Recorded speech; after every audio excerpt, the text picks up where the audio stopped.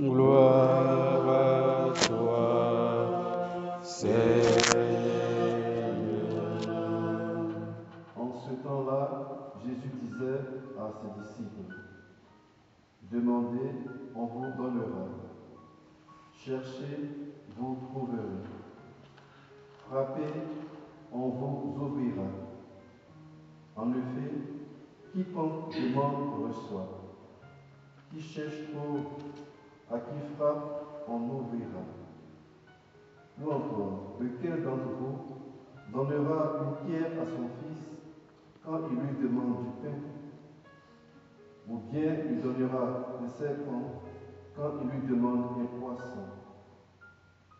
Si donc vous, qui êtes mauvais, vous savez donner de bonnes choses à vos enfants, combien plus votre Père qui est au ciel donnera-t-il de bonnes choses à ceux qui les lui demandent?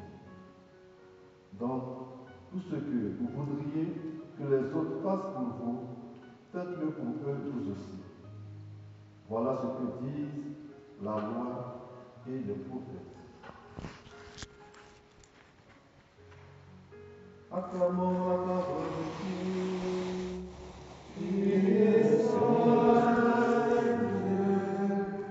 tu es saint, fort, saint et mortel, rempli Dieu de tu es saint, tu es saint, fort, saint et mortel, rempli Dieu.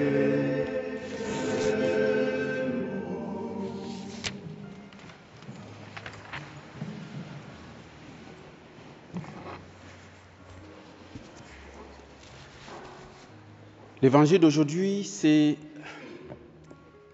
l'un des passages de la Bible les plus connus. Il y en a deux comme ça. Je ne sais pas, peut-être qu'il y en a d'autres, mais en tout cas, les deux populaires, connus par les profanes, même les plus purs païens, ceux qui n'ont jamais ouvert la Bible, ils connaissent. Demandez, on vous donnera. C'est ça, non? Demandez, on vous donnera. Donc, quand on veut te coincer, on veut te demander quelque chose, la Bible a dit que demandez, on vous donnera. Donc, il faut me donner. Et ça, tu es chrétien, il faut me donner. Voilà. On aime souvent s'appuyer dessus. Il y a aussi une autre référence. Genèse chapitre 1, verset 28, je crois. Hein? Allez et multipliez-vous. Les gens bien aiment citer. Ils oublient le contexte dans lequel ça a été utilisé. Ils prennent ce qui les arrange et puis voilà. Ils justifient ainsi leur comportement ou leurs actes. Parce qu'il faut préciser qu'avant que Dieu ne dise « allez et multipliez-vous », il les a d'abord bénis. Il est béni et puis il dit « allez et multipliez-vous ». Voilà. Si on nommait la bénédiction, ça veut dire qu'on n'a rien compris. Le reste là, voilà, ça peut être une porte ouverte à beaucoup de choses. Voilà. Comme ici aussi, demandez et on vous donnera, cherchez, vous trouverez, frappez, on vous ouvrira. Il faut le situer dans le contexte.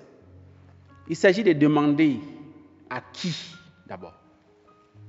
Il ne s'agit pas de demander pour demander, ce n'est pas parce que tu veux que je donne mon morceau de pain que tu vas me citer la Bible. On a dit demandez, vous recevez, et puis tu me dis donne-moi le pain. Ce n'est pas tout à fait comme ça. C'est toujours bien de situer les choses dans leur contexte pour mieux comprendre ce qu'il y a derrière. La vérité à saisir et en vivre. Alors donc nous avons là 3 verbes et j'aime envie de dire, ce sont des impératifs. Jésus nous commande de demander. Demandez, on vous donnera, cherchez, vous trouverez, frappez, on vous ouvrira. Et il ajoute, en effet, quiconque demande, reçoit, qui cherche, trouve, et qui frappe, on ouvrira. Il est radical, le Christ. Il utilise, ce n'est pas une parabole, c'est une affirmation. Jésus nous demande de demander, de chercher, de frapper. Et je me suis amusé à dire, qu'est-ce qu'il faut demander, qu'est-ce qu'il faut chercher, où est-ce qu'il faut frapper, etc. Et je pense qu'on peut faire une lecture à partir D'abord, du sens du carême, le but du carême.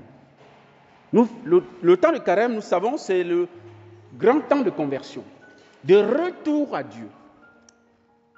Nous voulons, par le carême, et dans le carême, et c'est ça l'enseignement de l'Église, nous aider. Le temps de carême, c'est un temps où l'Église nous invite à revoir notre relation au Seigneur pour mieux l'ajuster, pour essayer de corriger ce qui a corrigé et pour grandir dans une plus grande proximité avec le Seigneur. Et donc, qu'est-ce qui, dans notre vie, nous confirme quelque part que nous sommes avec le Seigneur? Qu'est-ce qui peut nous faire dire que le Seigneur est avec nous, sans l'ombre d'un doute?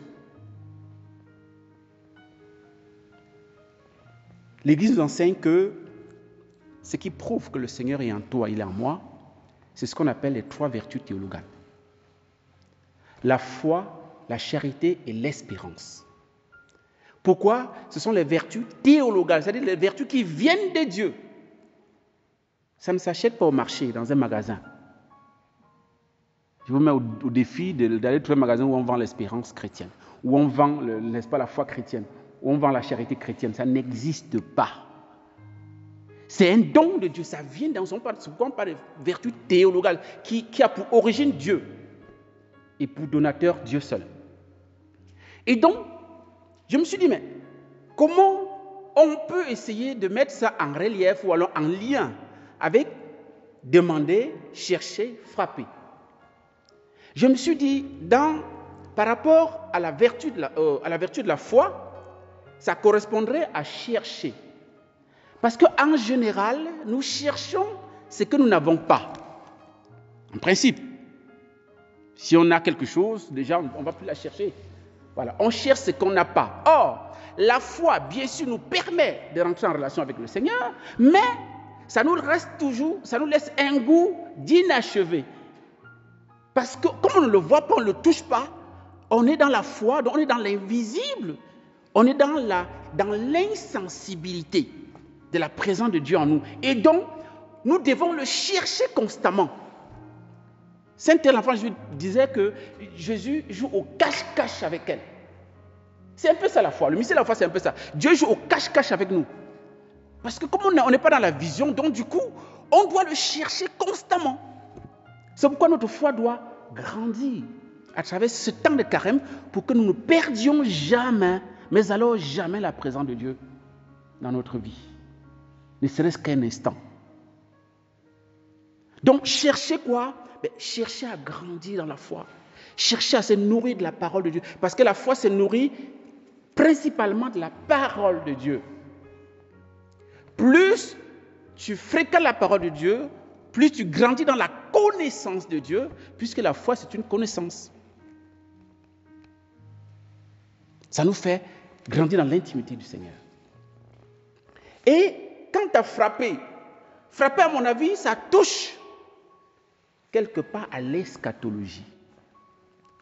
En général, on frappe, ici on fait allusion à une porte, puisque Jésus dit, à qui frappe, on ouvrira.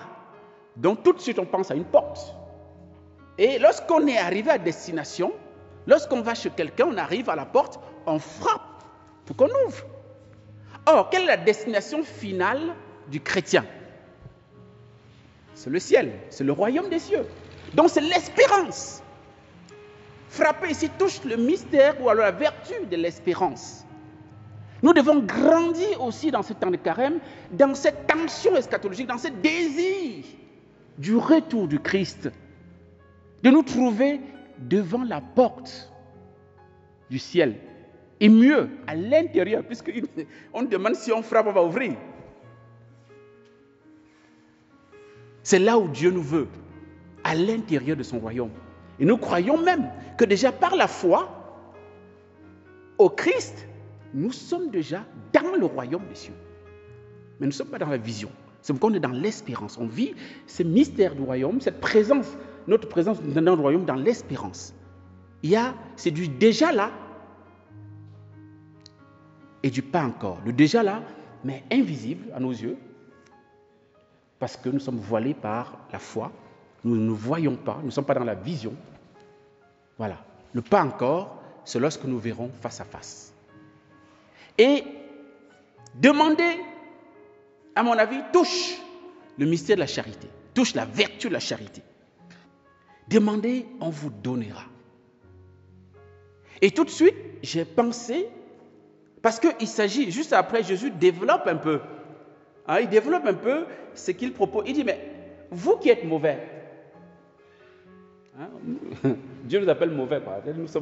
On est mauvais. si on n'était pas assez convaincus, je pense qu'il faut que ce soit clair. Vous qui êtes mauvais, vous savez donner de bonnes choses à vos enfants. C'est-à-dire quand ils vous demandent de l'œuf, vous ne donnez pas autre chose. Vous ne donnez pas le serpent ou bien le scorpion. Non, vous savez donner de bonnes choses à vos enfants, vous qui êtes mauvais. Mais à plus forte raison, votre Père. Si donc vous qui êtes mauvais, vous savez donner de bonnes choses à vos enfants, combien plus votre Père qui est aux cieux donnera-t-il de bonnes choses à ceux qui les lui demandent? Donc, Dieu nous considère ici comme ses enfants. Et j'espère que nous le sommes, que nous avons conscience que nous sommes les enfants de Dieu.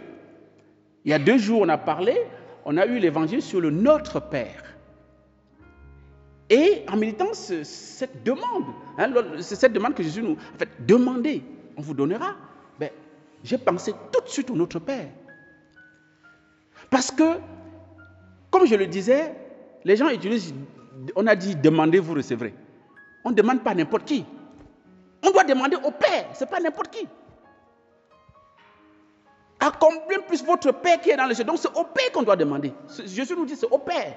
Et c'est pourquoi il nous enseigne le Notre Père, pour qu'on s'adresse à notre Père, pour demander ce dont nous avons besoin. Et le Notre Père, je vous le rappelle, je crois que vous le savez, est constitué uniquement des demandes. Il y a 7 demandes dans le Notre Père. Dès qu'on a fini de dire Notre Père qui est aux cieux, la première demande, que ton nom soit sanctifié. Que ton règne vienne. Que ta volonté soit faite, etc., etc. On ne va pas développer tout ça ici, sinon on y passera la nuit. Mais voilà, c'est juste pour dire que voilà, nous devons demander d'abord au Père. Ne nous trompons pas d'adresse. Ne nous trompons pas n'est-ce pas, de donateurs. C'est le Père à qui nous devons demander. Et nous avons vu dans la première lecture comment Esther vit une angoisse mortelle. Son peuple est menacé. Le décret du roi a déclaré l'extermination du peuple juif et Esther, la reine Esther, est le seul espoir du peuple. Et elle va se mettre à prier,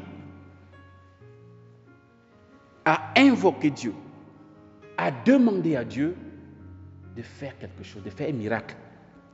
Parce que, en fait, pour ceux qui ne sont pas habitués de la Bible, comme nous les catholiques, on ne sait pas si vous savez où se trouve le livre d'Esther dans la Bible, mais en tout cas, voilà.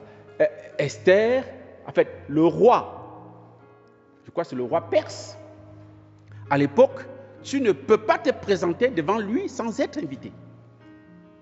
Quand tu te présentes devant lui, même si tu es sa femme, sans être invité, s'il ne te tend pas son bâton, tu es tué sur le champ.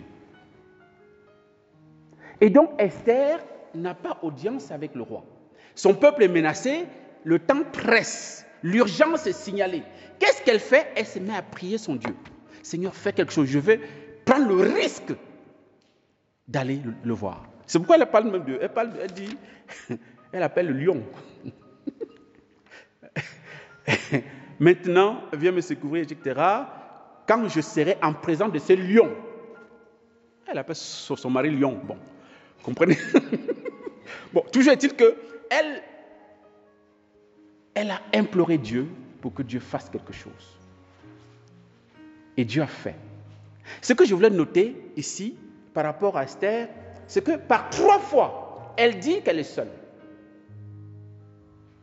Viens à mon secours, car je suis seule, je n'ai pas d'autre défenseur que toi, Seigneur. Ensuite, elle poursuit, et maintenant aide-moi, car je suis solitaire et je n'ai que toi, Seigneur mon Dieu. Et pour finir, maintenant, viens me secourir, car je suis orpheline. et mets sur mes lèvres un langage harmonieux quand je serai en présence de ces lions. 3 fois, elle présente à Dieu sa solitude, en disant que si tu ne viens pas à mon secours, je suis foutu, tu es mon seul soutien. Et lorsque Esther parle, n'est-ce pas, d'être orpheline, je me souviens de ce que le Christ a dit au soir de sa vie à ses apôtres. Il leur a dit, je ne vous laisse pas orphelin, vous vous souvenez? Je ne vous laisse pas orphelin. Pourquoi il ne les laisse pas orphelins? Parce qu'il va envoyer le Paraclet, le Saint-Esprit, qui sera avec eux, qui sera leur compagnon de vie et de combat. Et c'est pourquoi je reviens dans l'évangile pour dire, mais ce qu'il faut demander finalement au finish, pendant ce temps de carême, pour mieux prier, parce que tout à l'heure dans le test de Vêpres, Saint-Jacques nous a rappelé qu'on n'obtient pas parce qu'on prie mal. On ne sait pas prier. C'est ça, non? Et que quand on n'obtient pas, on devient violent, etc., etc. Donc, pour ajuster notre volonté, pour savoir demander, nous avons besoin d'une personne. Ne soyons pas orphelins pendant le temps de carême. Et cet épisode que Matthieu raconte ici dans son évangile, lorsque Luc le raconte, Luc précise à la fin que combien plus votre Père des cieux vous donnera-t-il le Saint-Esprit si vous le lui demandez. Finalement, la seule chose à demander pendant ce temps de carême, c'est le Saint-Esprit, frères et sœurs. Et c'est lui qui va nous permettre de nous ajuster à la volonté de Dieu, de faire que le nom du Seigneur soit sanctifié, que son règne vienne dans nos cœurs et que sa volonté puisse s'accomplir dans notre vie. Voilà ce que nous devons demander au cours de cette messe. Plus du Saint-Esprit. Pour grandir dans la foi, pour grandir dans la charité, pour grandir dans l'espérance. Et alors on pourra dire avec le psalmiste, parce que quand le Saint-Esprit est avec nous, on ne prie pas avec peur, on ne prie pas avec hésitation. Le psalmiste, l'antienne du psaume que nous avons, ce n'est pas ce qu'on a chanté, mais ce que la liturgie nous donne, c'est « Quand je crie vers toi, Seigneur, tu réponds à mon appel. » Parce que tu es inspiré du Saint-Esprit et tu ne demanderas pas n'importe quoi. Demandons cette grâce au cours de cette Eucharistie. Par l'intention de Saint Joseph, qui a su être docile, être à l'écoute de l'Esprit pendant sa vie. Nous commençons sa neuvaine aujourd'hui, donc demandons qu'il nous accompagne pour que nous puissions être dociles à l'action du Saint-Esprit dans notre vie et permettre que nous puissions nous ajuster davantage à la volonté de Dieu. Amen.